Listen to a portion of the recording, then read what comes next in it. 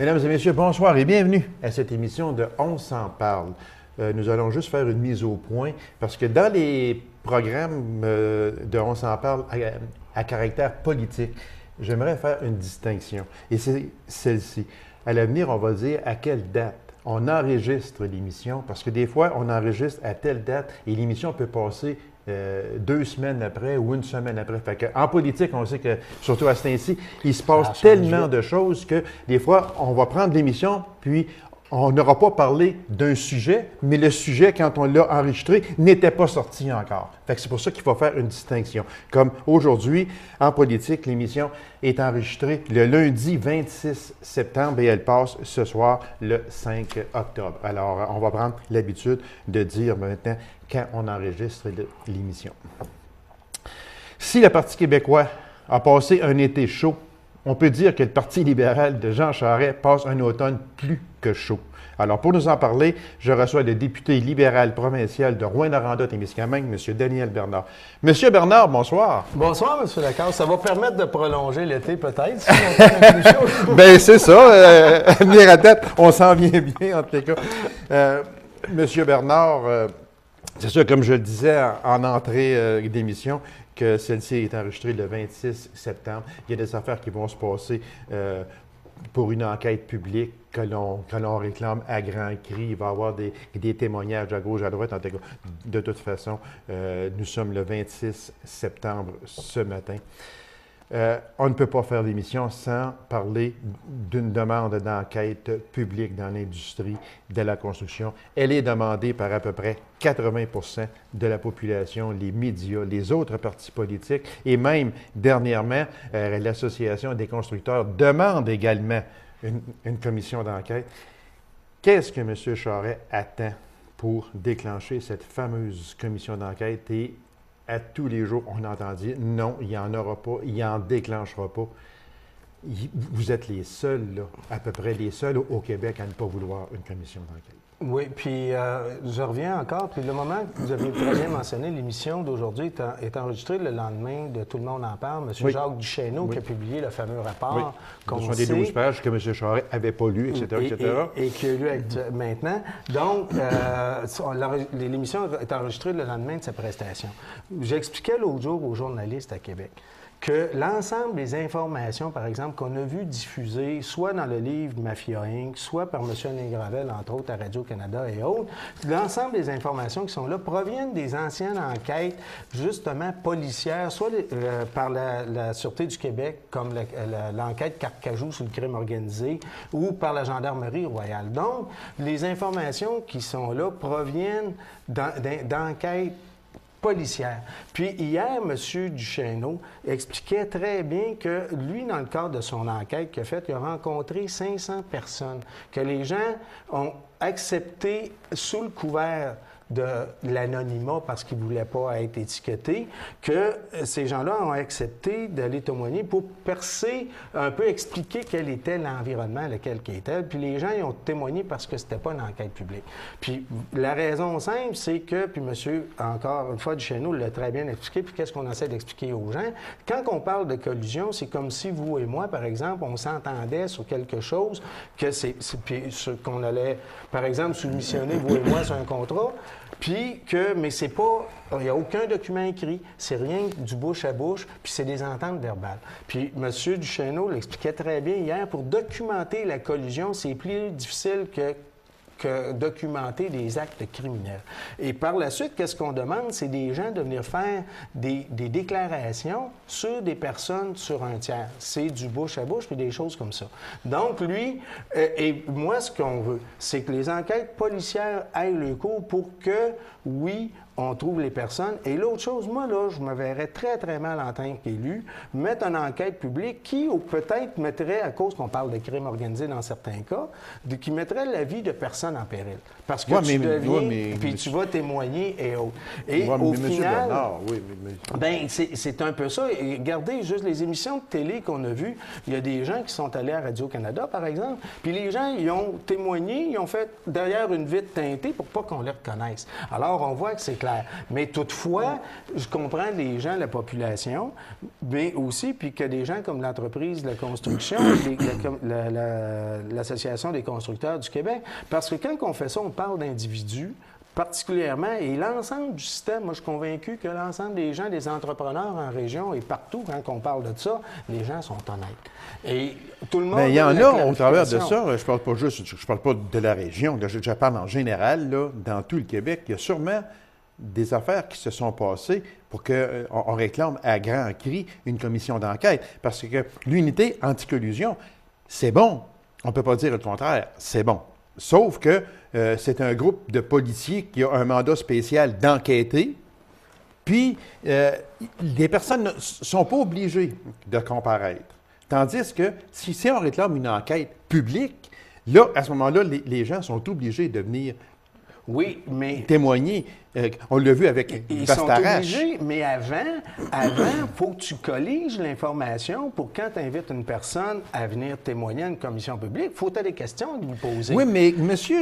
Et c'est là qui est l'objectif de ça, puis que les gens l'ont reconnu. Et encore une fois, la problématique, puis revenez par exemple, les gens font une comparaison avec l'enquête SECO de temps en temps ou l'enquête Gomery. Tous les gens qui vont après ça témoigner, ils ont l'immunité, puis les gens ne seront pas condamnés pour leur mais gestes monsieur Bernard, il y a une chose dans ça que les gens ont de la difficulté, puis moi aussi, j'ai de la difficulté avec ça, c'est que pourquoi que au Québec, il y a seulement que le Parti libéral qui ne veut pas avoir une commission d'enquête.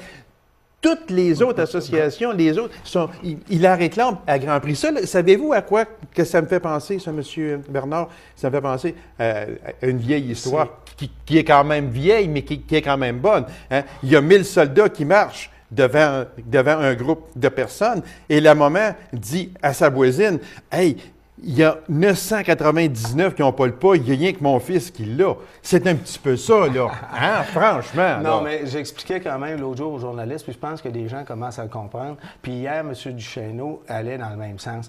À un moment donné, si on veut atteindre une finalité qui est propre de condamner des gens, il faut prendre une voie, puis qui n'est pas nécessairement la voie populaire, parce qu'actuellement, il y a beaucoup de démagogie des politiques qui se fait à cet égard-là. L'autre chose, le gouvernement, puis hier, M. Duchesneau le disait, on a mise en place une série de manœuvres, parce que quand il y a de la collusion, ou si à un moment donné, il y a certains items, on parle de trous, de faiblesses dans des appels d'offres du gouvernement, dans des plans, des vies, etc., qui rouvrent la porte à faire des actes tels qu'on... Et M. Duchesneau le disait hier, depuis que le gouvernement, il n'est pas resté inactif, le gouvernement. On a fait des lois au niveau municipal, tous les processus d'appel d'offres au Conseil du Trésor dans les différents ministères, ils ont été revus.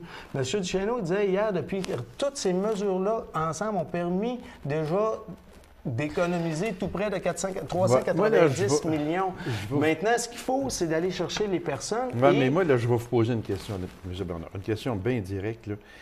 Qui, Jean Charest et le Parti libéral, a à protéger pour ne pas demander une commission d'enquête? Je vais vous dire une chose, c'est une décision qui est du gouvernement. Elle n'est pas une décision du Parti libéral. M. Duchesneau disait, par exemple, hier, pour rappeler à la population que nous autres, on était conscients de une, mais il disait qu'il y avait eu 5 tentatives d'intimidation à son égard, puis de le sortir du dossier. Parce que, puis on est conscients, nous autres, que plus qu'on va approcher des personnes clés, plus que ça va brasser, plus qu'il va y avoir de la houle, parce que ces gens-là vont se défendre. Oui, mais on va avoir une fin quand là-dedans? Regardez, ça fait déjà 18 mois qu'en février 2010, la commission a été mise en place. Le prochain rapport est supposé être au mois de mars. Il y a 13 dossiers déjà qui ont été transmis à l'unité anticorruption, à l'autre étape, pour des poursuites éventuellement pénales. Il faut donner le temps. Puis M. Duchesneau le disait hier, quand on parle de la collusion, on ne parle pas d'actes criminels au dépanneur ou de la vente de dope sur la rue, que c'est documenté, c'est filmé, puis c'est un acte précis.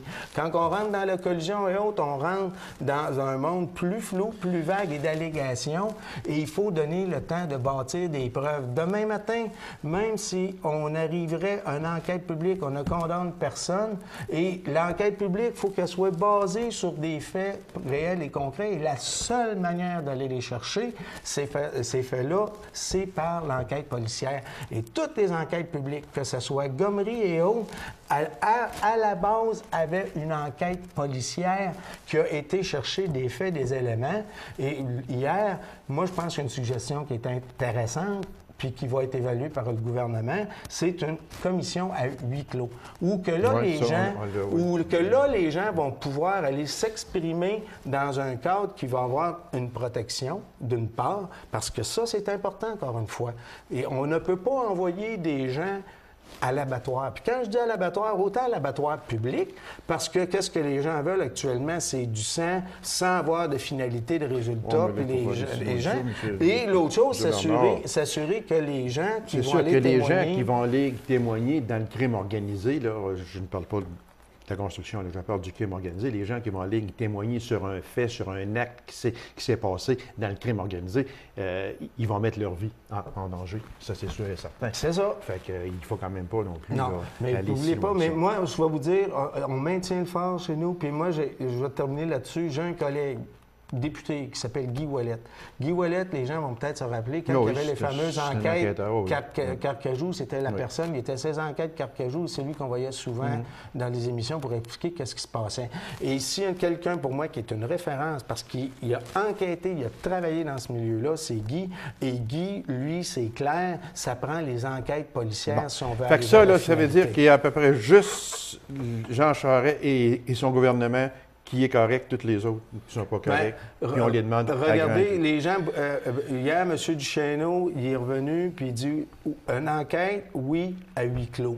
Puis il n'est pas favorable pour une enquête publique parce que c'est effectivement la finalité qu'on veut n'atteindra pas. Puis il y a des gestes. Puis moi, je suis convaincu, je le sais, des fois, le gouvernement doit poser des gestes qui ne sont pas populaires, puis il faut regarder la finalité qu'on veut au bout de la ligne. Est-ce qu'on va l'avoir? On va l'avoir, j'en suis convaincu. Monsieur Bernard, parce qu'il y a quelques citations, on va les commenter très vite, par exemple, parce que j'avais dit qu'on ne passera pas l'émission là-dessus. Une citation, entre autres, qui disait « C'est la santé de notre démocratie aurait-elle commencé à glisser aux mains de la collusion, de la corruption, de l'évasion fiscale, du favoritisme. On en a assez de voir nos poches vidées par les impôts qui pourraient servir aux coûts gonflés dans le domaine de la construction. » Oui. C'est allé loin. Oui, ça, mais... mais c'est ça aussi, là.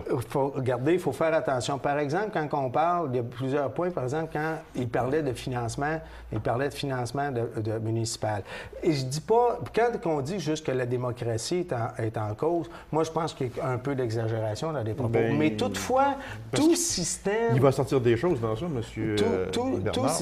À toutes les fois qu'il y a des individus... Puis ça, M. Lacaze, vous avez raison. Toutes les fois qu'il y a un système, on parle d'individus. Et dans des individus, il y en a des droits. Et moi, je considère tout le temps que la majorité des gens que je côtoie, que j'interviens, sont des gens foncièrement honnêtes. Et il faut faire... Puis quand on fait des lois, des règles ou des choses, c'est pour aller chercher le 5 % de personnes qui contreviennent aux règles. Et il faut faire le débat. Qu'est-ce qui se passe actuellement? M. Duchesneau a été nommé par le premier ministre. On a posé plusieurs actes et on a toujours appuyé M. Duchesneau pour justement qu'il fasse le rapport qui a sorti. Et une dernière, M. Bernard, parce que c'est Éric Duhaime qui l'a écrit dans le Journal de Montréal du 19 septembre dernier, ça fait quand même pas longtemps. Il écrivait « Le peuple doit trouver le moyen d'arrêter Jean Charest, de détruire non seulement son parti, mais notre réputation. » Quand on est rendu là, on est rendu loin. Là. Oui, et M. Lacaze, comme je vous ai dit, nous sommes convaincus que les processus qu'on a mis en masse, tout en action, toutes les lois qu'on a changées et les procédures depuis 18 mois vont dans ce sens-là. Et la crédibilité du ministère des Transports en mange un moyen coup. Là, regardez, moi, je parlais beaucoup, puis on parle actuellement, l'environnement a changé. Puis quand je parle que l'environnement a changé, actuellement, on s'en va vers une pénurie de main-d'œuvre. Il y a des manques d'ingénieurs partout. Ah oui, ça, c'est sûr. OK? Puis les gens, quand on est dans la fonction publique, entre autres, et la fonction, les parapublics comme Hydro-Québec et autres, les gens peuvent prendre leur retraite à 53, 55 ans. Ces gens-là sont encore aptes au travail. Il y a des opportunités pour eux phénoménales dans ce secteur privé. On ne peut pas retenir les gens avec un gun sur la tempe pour dire tu restes dans le secteur privé, public, pardon. Maintenant, les jeunes qui arrivent, ils ont avant, le seul endroit où il y avait de la perspective d'emploi à temps plein permanent, c'était dans la fonction publique. Oui. Maintenant, les jeunes arrivent, ils veulent des défis, ils veulent voyager. Le secteur privé est beaucoup plus attrayant. Puis ici, il n'y a pas seulement le ministère du Transport, tout l'ensemble des ministères maintenant, ils ont des difficultés pour recruter des professionnels. Parce que le secteur privé est très attrayant et alléchant pour différentes raisons. M. Bernard, on va, OK, avec la commission d'enquête, là, on en a quand même assez parlé. On va laisser filer tranquillement. Parce que Jean Charest, apparemment, il a les deux mains bien solides sur le volant, puis toutes les autres sont dans le champ. Fait qu'on va attendre les événements, et puis on commentera peut-être un petit peu plus tard. La tournée de M. Legault. M. Legault est en tournée, Coalition pour l'avenir du Québec, qui n'est pas un parti politique, soit dit en passant. M. Legault, là, il vous fait plaisir au Parti libéral. Vous ne trouvez pas? M. Legault va, en tout cas, probablement former un parti politique. En tout cas, du moins, il devrait. Là, il se promène à grandeur du Québec, puis il dit à peu près, je ne dirais pas n'importe quoi, mais pas loin, parce que quand tu n'as pas le pouvoir, tu n'as absolument rien. C'est assez facile de parler. Je ferai ceci, je ferai cela, je ferai cela. Mais seulement que quand on arrive en politique avec un parti, on est chef d'un parti, des fois, j'aimerais faire ça, j'aimerais. Tu sais, là, les mots changent un petit peu. D'accord, on va le laisser aller. Mais où je veux en venir, c'est que M. Legault, s'il forme son parti, Jean-Martin Hossan, qui vient de former Option nationale, qui est un troisième parti souverainiste au Québec, vous devez la trouver un petit peu drôle, celle-là, parce que le Parti libéral pourrait s'infiltrer au travers de ça puis gagner la prochaine élection. Regardez, quand on regarde actuellement, si on revient à la base, puis je pense que si on fait un retour en arrière jusqu'à la dernière élection fédérale du mois de mai dernier, on voit qu'il y a une mouvance dans le peuple québécois, de toute façon, au niveau d'idées. Si on revient à la base, si on parle du mouvement souverainiste, les jeunes, les nouvelles générations sont moins souverainistes que peut-être nous, les jeunes de notre génération, l'étaient. Et quand on regarde cette tendance-là, elle s'est en partie exprimée le 2 mai dernier, et beaucoup de déboires, je pense, du Parti québécois sont partis de ça. Demain matin, si M. Legault ne serait pas là, le Parti libéral est en avant et Jean Charest est considéré comme la meilleure personne, encore une fois, malgré tout ce qui se passe, là. Malgré comme l'étant la meilleure personne pour gérer le Québec. Parce que... la meilleure personne pour gérer le Québec, ce dernier sondage, c'était Kadir. Ah, oui, mais on sait que M. Kadir... OK, mais les derniers sondages... Qui a pris les sondages, par exemple? Donc, au dernier, c'est là qu'à un moment donné, la popularité et tout, puis quand il vient le temps de gérer un gouvernement puis gérer une province à l'intérieur d'un pays, les Québécois vont s'asseoir puis vont faire des choix sensés. Donc, ça, c'est le contexte.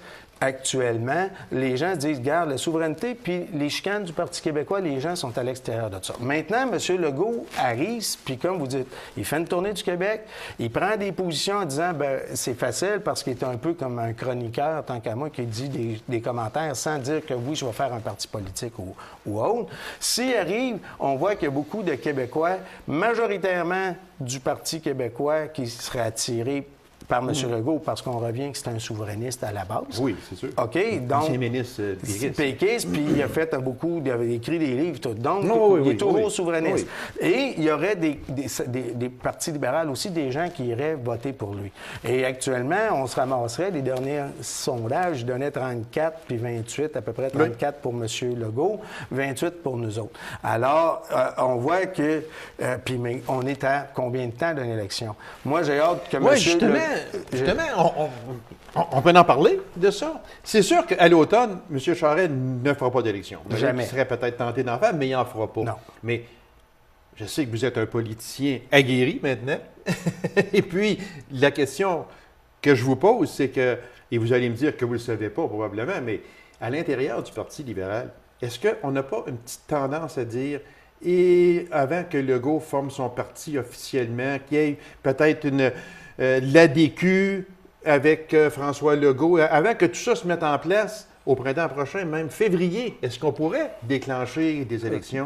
Regardez, moi, à la base, je dis aux gens qu'à partir du prochain budget, on rentre dans une fenêtre électorale qui pourrait s'ouvrir n'importe quand, d'une part. L'autre part, moi, avec qu'est-ce qui s'est passé, personnellement, puis on en discute beaucoup, qu'est-ce qui s'est passé le 2 mai avec l'effet Jack Layton? OK? Le NPD est venu chercher plus d'une cinquantaine de comtés au Québec sans aucune organisation du NPD, rien. C'est un effet. Donc, demain matin, on a déjà vécu l'effet Dumont en 2007.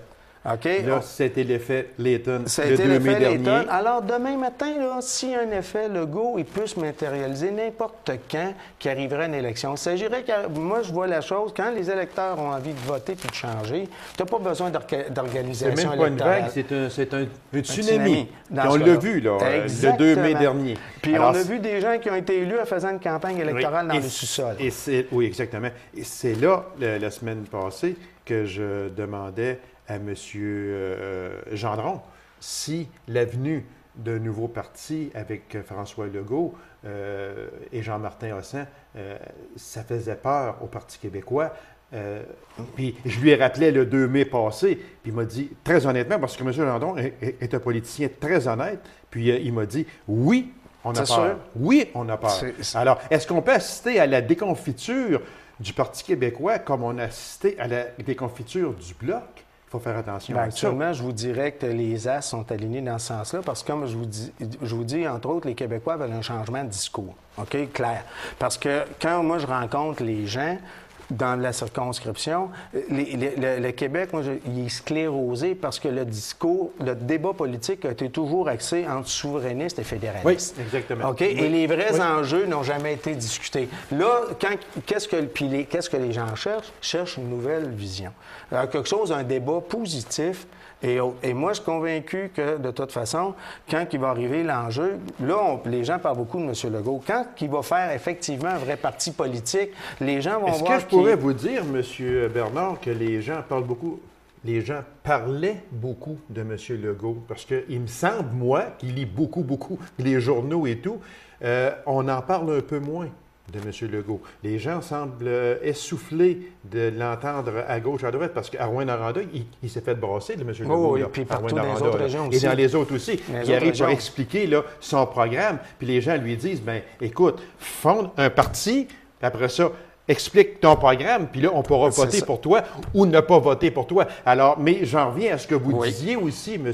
Bernard, et c'est vrai, les gens de la nouvelle génération, ils s'en foutent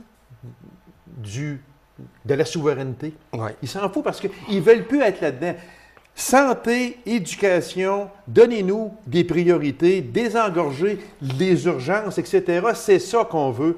Et la souveraineté, pour tout de suite, là, c'est pas dans notre préoccupation. C'est ce qui s'en vient, là, actuellement. Exact. Et une grosse partie c'est dommage à dire, par exemple, du discours sur l'immigration, parce qu'ils certains veulent que l'immigration diminue, parce que puis on a des problèmes de main-d'œuvre. Nous autres, on pense qu'on a besoin de main-d'œuvre parce qu'on va avoir des problèmes. Oui.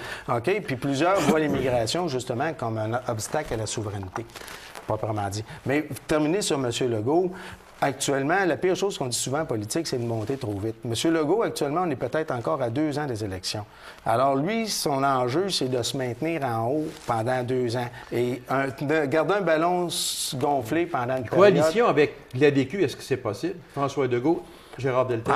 En toute franchise, je ne le sais pas. Quand on regarde, puis je ne peux pas me prononcer là-dessus, mais quand on regarde les commentaires, il semble qu'il y a des choses, des points qui ne sont pas réconciliables entre les deux partis. Oui, alors, histoire à suivre. Qui va être chef aussi.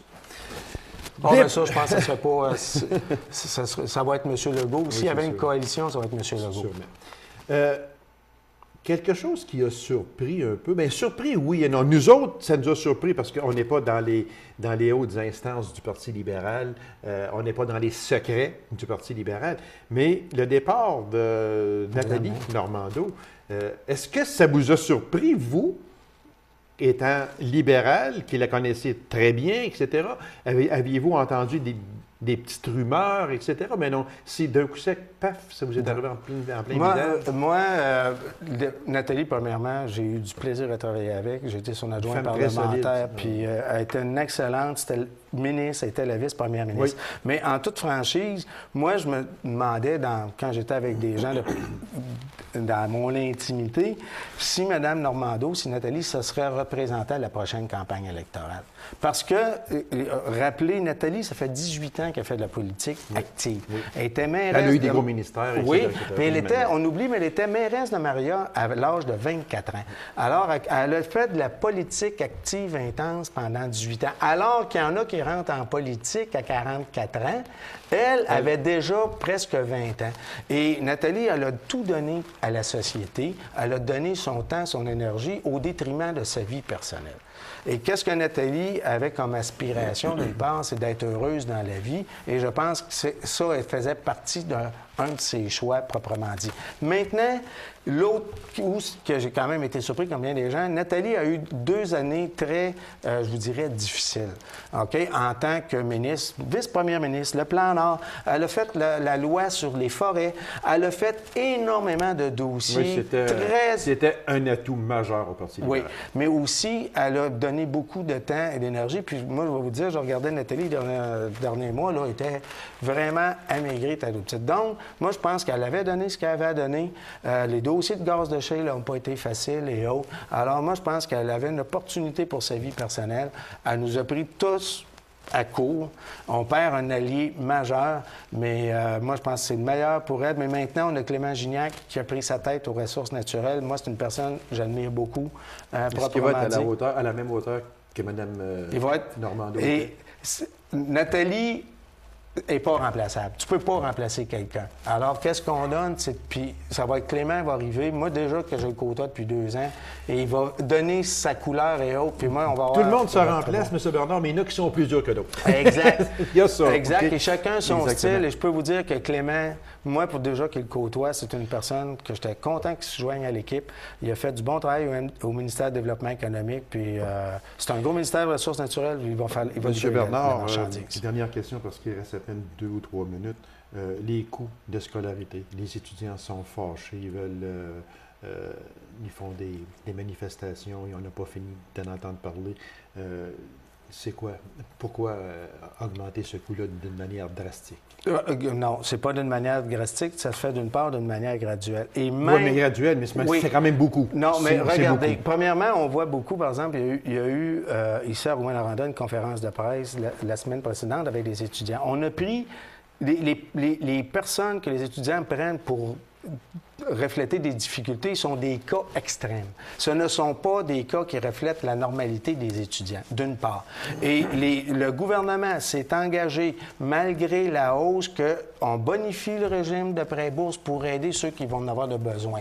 Le régime va être plus accessible, puis il va être bonifié, d'une part. Puis même actuellement, même dans 3 ans, quand la hausse graduelle, comme vous dites, 365 par année, va arriver à la finalité, le Québec va être encore le 2e plus bas après Terre-Neuve en termes de frais de scolarité, puis on a le meilleur régime de prêt-bourse. On va demeurer encore dans le peloton de tête. Encore là, les étudiants sont dans le champ de Parti libéral. Non, mais regardez... Non, mais regardez, là, tout le monde crie au meurtre, quasiment. Et vous emmenez ça en voulant dire, regarde, c'est tout à fait normal.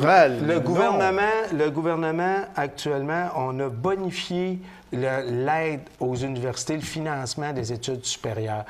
Tout le monde fait sa part là-dedans.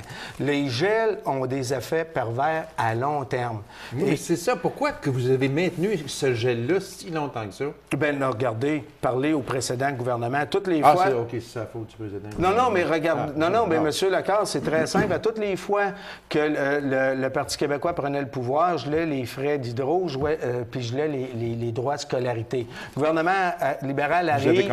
Vous avez continué ça. Puis, vous êtes au pouvoir depuis 2003. Puis on a procédé déjà à des hausses, mais comme je vous ai dit... Depuis 8 ans, c'est sa faute au Parti libéral, au Parti québécois. Regardez, moi je vous parle depuis les premiers gels qui ont eu lieu, la grande majorité a été faite par le Parti québécois. Mais ceci étant, on l'a dit, on va appuyer les étudiants. Ça nous prend des universités compétitives et les étudiants qui ont besoin d'avoir un aide. Je m'excuse, mais c'est tout le temps, on me fait des gros signes en avant. Alors, merci infiniment. Puis, plaisir pour moi. Bonne continuité à l'Assemblée nationale, puis on va se revoir sûrement parce qu'il y a des dossiers chauds encore qui s'en viennent, puis c'est vraiment plaisant d'en discuter avec vous. Vous savez, en politique, de toute façon, tout bouge vite et le Québec est dans une phase fébrile, alors on va avoir des bons sujets de discussion. Merci beaucoup, M. Bernard, et à la prochaine. À la prochaine. Merci. Alors, merci d'avoir été là, mesdames et messieurs. On se donne rendez-vous à une prochaine émission de On s'en parle. Au revoir et bonne semaine.